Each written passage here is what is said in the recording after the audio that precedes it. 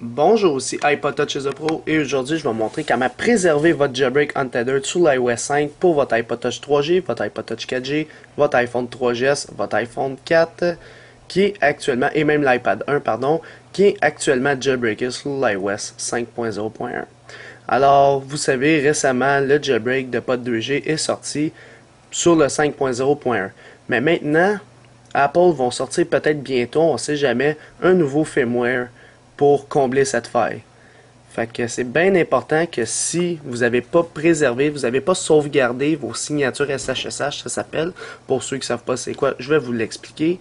Si vous ne les avez pas sauvegardés et que vous faites la mise à jour sans faire par exprès, ou si votre iPhone plante puis vous êtes obligé de restaurer, vous allez automatiquement passer au nouveau firmware de Apple, ce qui veut dire que vous allez perdre le jailbreak untethered, puis ça se peut que les hackers veulent plus travailler pour faire le jailbreak untethered, donc vous ne pourrez plus jailbreaker votre appareil si vous n'avez pas préservé ce que je vais vous montrer actuellement. Alors c'est vraiment simple, ça prend 3 minutes, puis c'est juste pour vous sécuriser, puis vous rentrez à l'aise là. S'il arrive de quoi, tu peux toujours retourner au 5.0.1 si jamais tu fais une erreur d'update ou tu dois restaurer. Fait que c'est bien important de faire ça tout de suite après que tu aies jailbreaké. Normalement, ça devrait te venir en tête. C'est la première étape à faire. Alors moi, je vais montrer les 3 grosses méthodes pour sauvegarder vos signatures SSH. Vous pouvez faire les 3 comme vous pouvez faire une des 3. Alors la première, c'est juste d'ouvrir Cydia puis ça se sauvegarde sur le serveur de Soric. Ça, c'est la méthode la plus simple, puis vous n'avez rien à faire. La deuxième méthode, c'est le sauvegarder vous-même avec Tiny Umbrella. Ça c'est la deuxième étape. La troisième étape, c'est le sauvegarder avec iFate. Alors iFate, pour ceux qui ne savent pas c'est quoi, c'est un programme qui permet de sauvegarder vos SSH même si c'est pas le dernier firmware qui est sauvegardé. Alors moi personnellement, je vous conseille de faire les 3. Si vous n'êtes pas capable de faire les 2 premiers, c'est parce que le dernier firmware actuel c'est pas le 5.01. Fait que si en ce moment, si vous regardez la vidéo, vous êtes au 5.0.1 et qu'il y a un firmware plus récent que le 5.0.1, eh bien, vous devez faire la troisième étape qui est avec iFate. Parce qu'iFate, il va générer des signatures avec votre appareil actuel pour pouvoir le restaurer dans un temps futur. Pour ceux qui n'ont pas vu déjà mes vidéos sur iFate, les liens sont dans la description de la vidéo. Ça fonctionne de la même méthode. C'est juste que dans la description de la vidéo, je le montre avec peut-être le firmware 4.3.3, je me souviens pas trop. Fait que c'est le même principe. Alors, c'est pas mal ça. Alors, la première option, c'est vraiment d'aller dans Cydia, puis pour s'assurer que notre jailbreak untethered est vraiment sauvegardé, vous allez dans Cydia, vous avez une connexion Wi-Fi, ça c'est bien important, et assurez-vous qu'à côté de SSH iOS, vous voyez au moins le 5.0.1 comme on le voit à mon écran. Si vous ne le voyez pas, passez tout de suite à l'étape iFate. Fait que c'est bien important. Fait que vous devez voir 5.0.1, c'est bien important. Alors, une fois que vous le voyez là, vous avez déjà sauvegardé vos signatures SSH. Fait que ça, ces signatures-là sont sauvegardées sur un serveur qu'on appelle le serveur de Soric. Fait que c'est sauvegardé ailleurs. Fait que c'est pour ça que moi, personnellement, je vous conseille de l'avoir localement sur votre ordi si à un moment donné, son serveur saute ou pour n'importe quelle raison. Fait que ça, c'est la première étape. Deuxième étape, le faire avec Tiny Umbrella si on voit le 5.0.1. Alors, je vais tout de suite vous le dire, si vous voyez le 5.0.1, vous le faites avec Tiny Umbrella. Si vous ne le voyez pas, vous le faites avec iFate. Fait qu'on va y aller par là. Fait que je veux juste vous prouver comme quoi je suis bel et bien au 5.0.1. Général, information, 5.0.1. Alors, l'étape avec Tiny Umbrella, c'est juste d'aller récupérer le SSH qui est sur le serveur de Soric si au cas où ça saute. Alors, premièrement, c'est vraiment de brancher son appareil sur son ordinateur. Par la suite, de fermer iTunes parce qu'iTunes va s'ouvrir automatiquement. Fait que là, je l'ai fermé. Et là, vous ouvrez Tiny Umbrella. Alors, en passant, pour Tiny Umbrella, pour avoir le logiciel, c'est dans la description de la vidéo. Je donne les liens en bas. Il est fonctionnel pour Windows et Mac. Alors, on va double-cliquer sur Tiny Umbrella, puis on va l'exécuter. Alors, ça se peut qu'il faut l'exécuter en mode administrateur. On va faire oui. Alors là, on va le laisser travailler. Si vous donne un message d'erreur, c'est que vous n'avez pas le logiciel qui s'appelle Java. Alors pour avoir Java, tout simplement, vous devez aller dans une fenêtre internet, aller sur java.com. Alors ça ressemble à ça, java.com. Vous allez là-dessus, java.com, et vous allez faire sur Free Java Download et vous allez l'installer sur votre ordinateur. C'est juste ça. Mais normalement, vous l'avez par défaut. Alors, Request, ça se peut que ça vous donne un petit pop-up de même. Vous faites juste l'ignorer. Alors là, je vais faire OK, OK. Faites tout OK au message que vous voyez. Là, en haut à gauche de Tiny Umbrella, vous devriez voir Connected Device. C'est les appareils qui sont connectés présentement sur l'ordinateur. Alors, moi, il y a mon iPhone qui est présentement connecté, évidemment. Alors là, comme on peut le voir un petit peu plus bas, c'est un iPhone 4 sur le firmware 5.0.1. Puis quand j'ai cliqué dessus, on voit que j'ai 0 SHSH de sauvegarder sur mon ordinateur de cet appareil. Fait que c'est pour ça qu'il faut vraiment les sauvegarder, puis c'est bien important. Alors, première étape, cliquez sur votre appareil ici, qui est connecté. Deuxième étape, regardez si c'est le bon, iPhone 4 au 5.0.1. Normalement, vous en avez juste un qui est branché. Puis, troisième étape, cliquez sur Save SHSH en haut à droite. Je clique dessus et c'est là qu'il va connecter au, dans le fond, serveur de Soric pour télécharger les firmware. Fait que là, il est en train de se connecter, puis là, il est download. Fait que là, on le laisse travailler et par la suite, on pourra constater que le 5.0.1 est maintenant localement dans mon ordinateur. Alors, j'avais le 4.3.5 parce que je l'avais déjà jailbreaké antérieurement, mais le plus important, c'est lui, le 5.0.1. Alors, pour lui, il est sauvegardé dans votre ordinateur. Puis là, vous vous posez la question, c'est où qu'il sauvegarde? Eh bien, si on s'en va dans Avancer ici, on peut voir qu'il sauvegarde dans C, User, mon nom, puis .sshsh. Fait qu'on va aller voir ça ensemble. Si je m'en vais dans mon poste de travail, je m'en vais dans C, Utilisateur, que j'ai pas zoomé. On va retourner au début, C, Utilisateur, Alex, ben, mon nom d'utilisateur, puis .sshsh ici. Là, vous devriez avoir juste un fichier avec le 5.0.1. Là, je sais pas il est où le mien actuellement parce que j'ai des clients que je jailbreak leur appareil, je les débloque, fait que ça me mélange un peu, mais normalement, il devrait avoir mon appareil là-dedans. Fait que il est ici, je pense. iPhone, oups, j'ai pas baissé l'écran.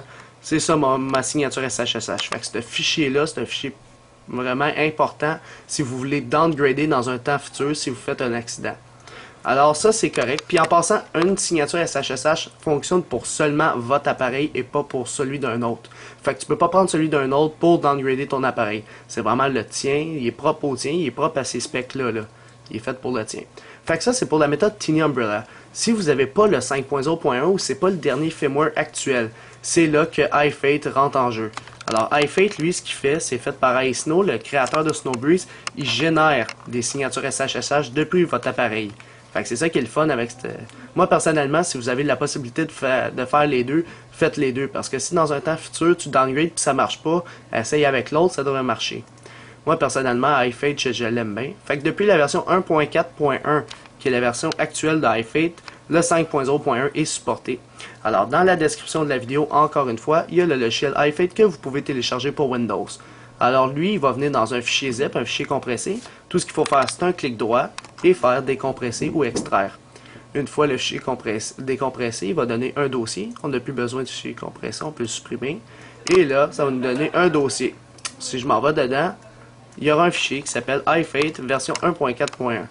Alors, on va double-cliquer dessus. Avant de double-cliquer, j'aime mieux que vous l'exécutez en tant qu'administrateur. Alors, faites un clic droit, puis faites exécuter en tant qu'administrateur. Puis là, on va faire oui. Fait que ça, c'est la première étape. Alors là, on peut fermer la petite fenêtre ici. Et là, notre logiciel iFate est ouvert. Fait que là, c'est là qu'il faudra le mettre en mode DFU pour sauvegarder vos signatures SHSH. Alors, on va faire OK. Puis là, c'est là qu'il faut cliquer sur Build, Sign, IPS, non, juste un instant, c'est lequel déjà? C'est Dump SHSH Blobs. C'est celui en haut à droite.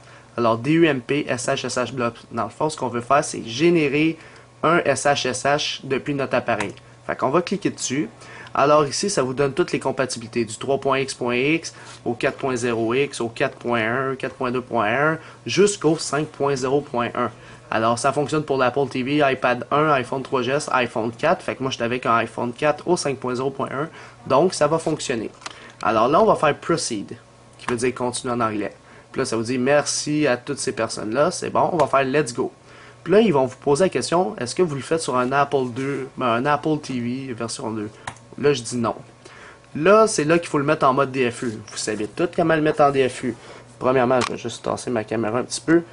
On maintient pendant 3 secondes le bouton du haut, 10 secondes les deux, et sans relâcher celui du bas, on relâche seulement celui du haut après les 10 secondes. Fait qu'on y va.